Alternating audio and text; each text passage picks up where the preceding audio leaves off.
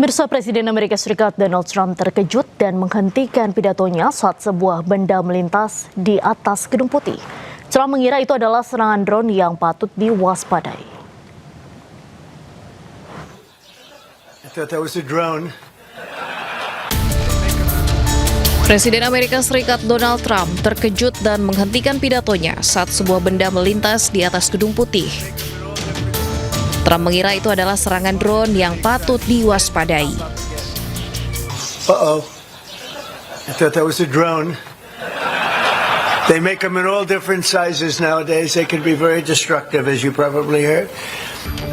Dalam acara Rose Garden di Gedung Putih 11 Mei 2026, Presiden Amerika Serikat Donald Trump juga sempat melontarkan gurauan tengah mengesampingkan urusan dengan Iran untuk makan malam bersama tamu undangan yang datang.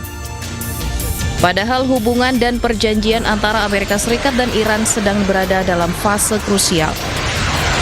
Upaya diplomatik dilakukan secara intensif bersamaan dengan ancaman militer dan kebuntuan negosiasi. Anda kembali di Breaking News bersama saya Diandra Mukni. Pemirsa, serangan keji pasukan Israel di Lebanon Selatan turut memakan korban 2 petugas medis. Keduanya gugur bersama 12 warga lainnya. Situasi di Lebanon Selatan kian mencekam bagi para pekerja medis. Serangan udara tentara Israel tewaskan 2 anggota medis dari Lebanese Civil Defense bernama Hussein dan Ahmad. Kerabat kedua korban pun turut berduka harus kehilangan orang terdekat mereka. Hussein dan Ahmad termasuk dari 14 orang yang tewas akibat serangan udara Israel yang menghantam sebuah rumah warga di Nabatiyeh. Setiap harinya petugas medis di Lebanon harus bertaruh nyawa untuk menyelamatkan nyawa orang lain.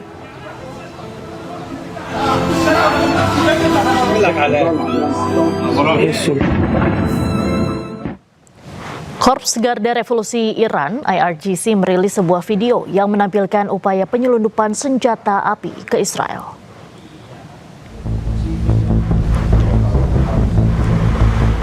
Dalam rekaman video, belasan senjata api yang disita IRGC ditampilkan di atas meja.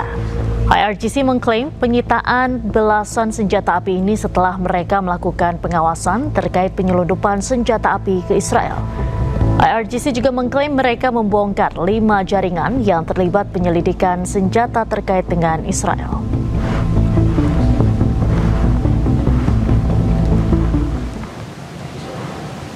Bandara Internasional Israel Ben Gurion dilaporkan berubah menjadi pusat operasi militer Amerika Serikat. Aktivitas tersebut diprotes pejabat Israel karena mengganggu penerbangan sipil.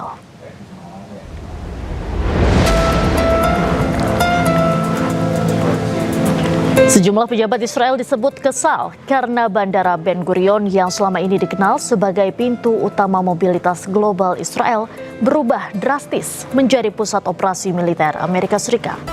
Terlihat sejumlah pesawat militer Amerika Serikat ditempatkan di bandara tersebut. Aktivitas militer di bandara mengganggu penerbangan sipil dan mengancam maskapai penerbangan. Perang Israel dan Amerika Serikat melawan Iran sejak Februari lalu mempengaruhi penerbangan sipil. Banyak maskapai penerbangan Israel merelokasi pesawat-pesawat mereka ke luar negeri dan banyak diantaranya belum kembali.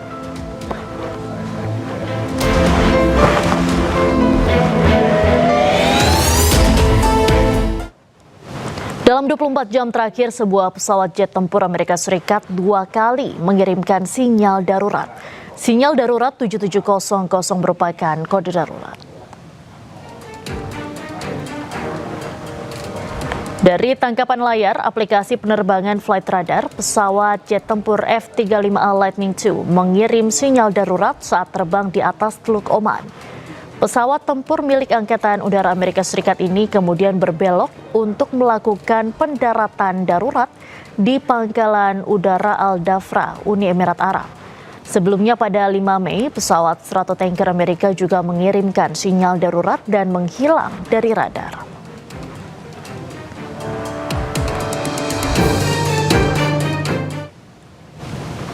Pasukan Garda Revolusi Iran menggelar latihan perang untuk mempersiapkan diri jika Amerika Serikat kembali melakukan serangan. Latihan ini digelar selama 5 hari di wilayah Teheran.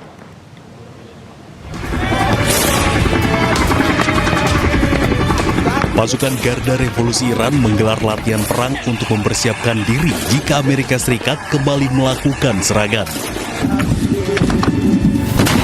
Latihan pasukan militer Iran digelar selama 5 hari di wilayah Teheran.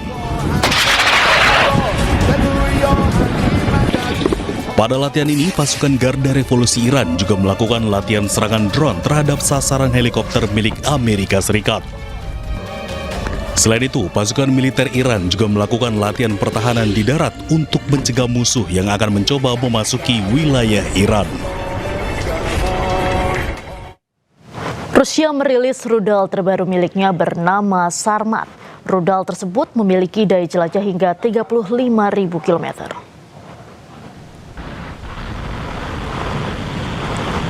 Rusia mengklaim rudal Sarmat merupakan paling kuat di dunia.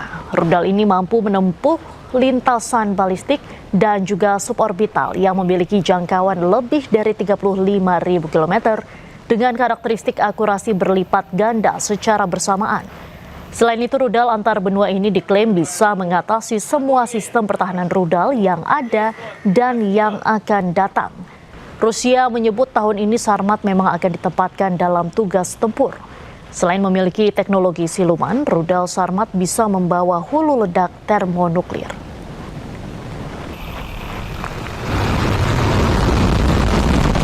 Системы. Во-первых, это самый мощный ракетный комплекс в мире, не уступающий по мощности стоящему у нас на вооружении ракетному комплексу «Воевода», как только что было сказано, еще советского производства.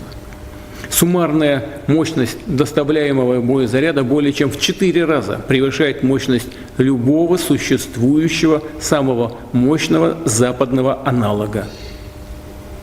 Во-вторых, и это главное, ракета может двигаться не только по баллистической, но и по суборбитальной траектории. Что, в-третьих, позволяет обеспечить дальность применения свыше 35 тысяч километров с одновременно улучшенными в 2 раза характеристиками по точности. И, наконец, с возможностью преодоления всех существующих и перспективных систем противоракетной обороны. Perwakilan Iran di PBB mengatakan bahwa negaranya memiliki hak yang tidak dapat dicabut untuk mengembangkan energi nuklir. Ia juga menegaskan program nuklirnya bersifat damai. Hal tersebut disampaikan pada konferensi non-proliferasi senjata nuklir NPT di New York pada Senin. Of the peaceful users, the right to peaceful users as inalienable. This was mentioned by a lot of non-nuclear weapon states, including Brazil and Mexico. Therefore, we believe that this should be specified in paragraph 12 of the preamble.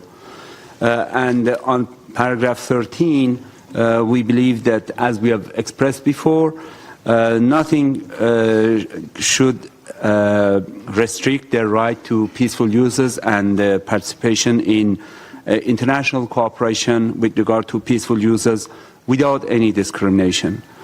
This is our proposal with regard to other paragraphs, including 26 and 29. This should be highlighted in those paragraphs as well. On paragraph 13, we believe that the language should be strengthened by using the language of the 2010 and specifically on highlighting the sovereign right of the state parties with regard to national fuel cycle.